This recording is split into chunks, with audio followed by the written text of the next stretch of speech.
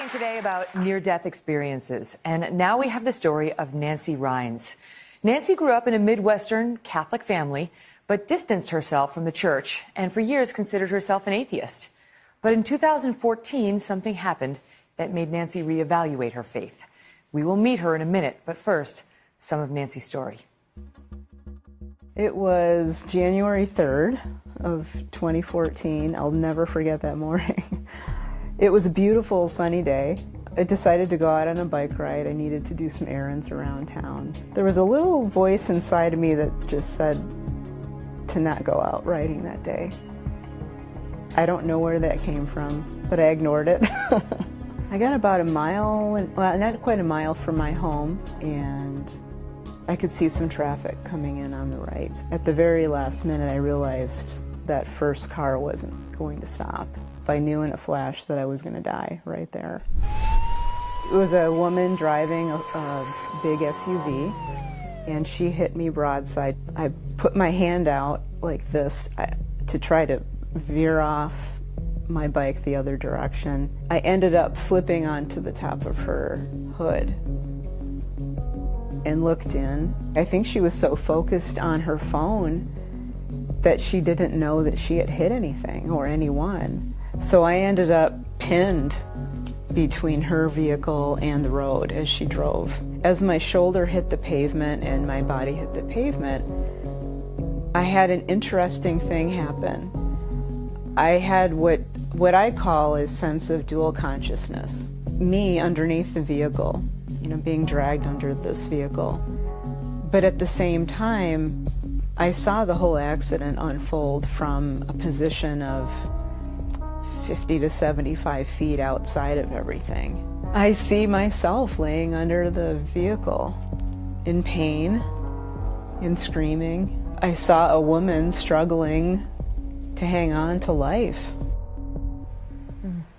Nancy Rynes wrote about her story in her book, Awakenings from the Light, 12 Life Lessons from a Near-Death Experience. Welcome, Nancy. Thank you for being here. Thank you so much.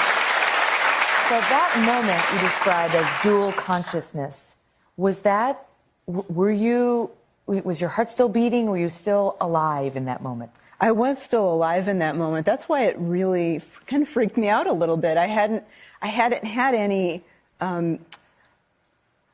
never felt anything like that before. There was nothing in my lexicon to describe what this was. But I was still alive, yes. And it was unfortunately, it was only a preview of what was to come. Right. Because 3 days later, you had a major surgery. Right. And what happened? So during the surgery, my heart rate stopped for a brief time, and my breathing went to zero. My blood pressure dropped precipitously. And it was in that moment that I found myself waking up. And I thought, wow, this is great, because around me was this beautiful hillside, surrounded by flowers and trees and a beautiful mountain range in the distance. And a sense of peace and love and welcoming that I had never felt before.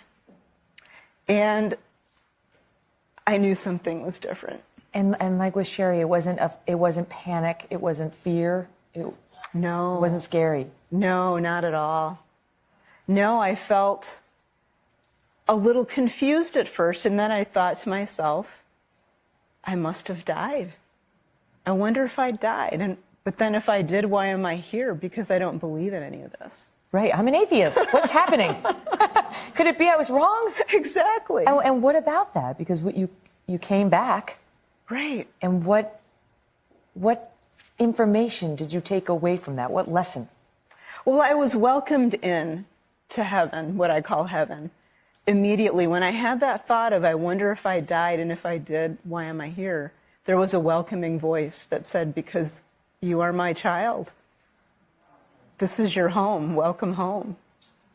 Was there hesitation about returning back here? For me, yes. Like you might have just stayed there. There was a part of me that really wanted to stay because of the peace and the love. The love was incredible, and the connection to everyone and everything was incredible.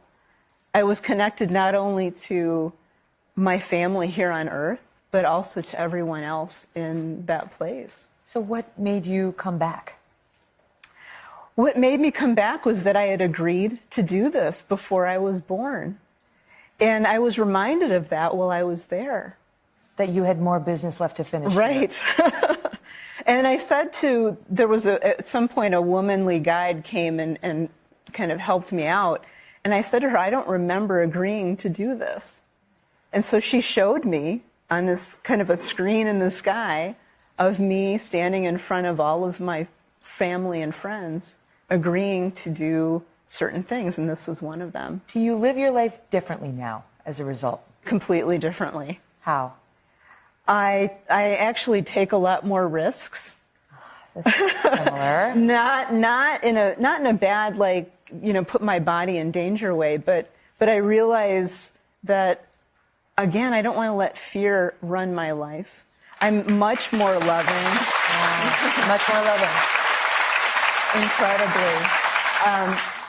My capacity for love has increased multiple times. I mean, just an incredible amount of love for everyone and everything. And I'm at peace. I live every day from a state of peace and love and joy. And faith? And faith, definitely. Faith, that changed almost immediately. I'll bet. Yeah. Wow. So glad you're well. Me too. And here to tell us the story and Me to too. finish your important business.